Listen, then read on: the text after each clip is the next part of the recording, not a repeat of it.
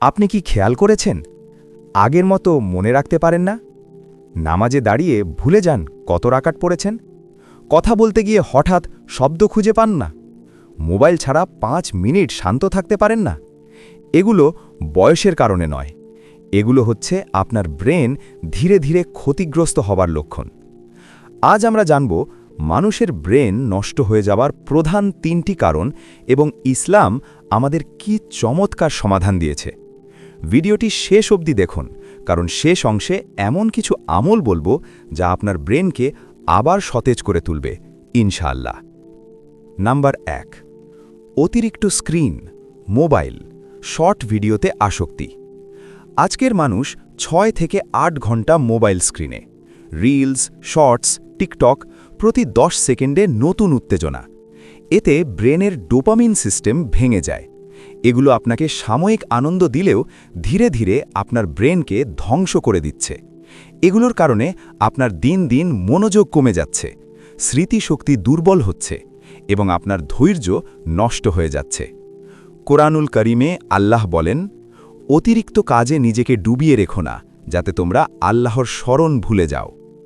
Number 2, আমরা দিনের বেলায় ব্যস্ত থাকি, সেই সাথে আমাদের ব্রেনও ব্যস্ত থাকে। সারাদিন ব্যস্ততার পর যখন আমরা রাত্রে বিশ্রাম নেই, তখন আমাদের ব্রেনে বিশ্রাম পায়, আর এই সুযোগে আমাদের ব্রেন রিপেয়ার হয়। কিন্তু কম ঘুম ও রাত জাগা, রাত 2-3টে পর্যন্ত মোবাইল, সিরিজ, গেম, এতে ব্রেনের কোষ ঠিকমতো রিপেয়ার হতে পারে না। এতে করে মাথা ভারী, রাগ বেশি, ডিপ্রেশন এবং স্মৃতি দুর্বল হয়ে যায়। আমাদের প্রিয় নবী হজরত মুহাম্মদ সাল্লাল্লাহু আলাইহি ওয়াসাল্লাম এশার পর দ্রুত ঘুমাতেন, তাহাজ্জুদের জন্য উঠতেন।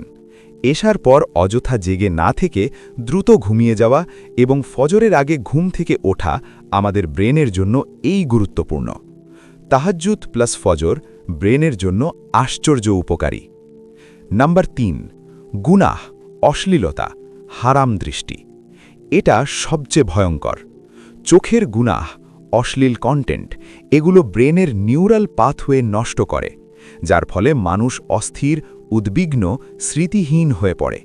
ইমাম শাফি রাহমাহুল্লাহ বলেছিলেন, আমি আমার স্মৃতিশক্তি দুর্বল হওয়ার কথা শিক্ষককে বললে তিনি বললেন, গুনাহ ছেড়ে দাও।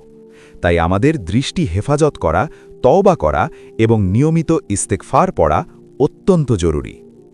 ব্রেন শক্তিশালী করার জন্য কিছু গুরুত্বপূর্ণ আমল, এগুলো মেনে চললে আল্লাহ সুবহানাহু তাআলা অবশ্যই আমাদের ব্রেনকে শক্তিশালী করে দিবেন ইনশাআল্লাহ।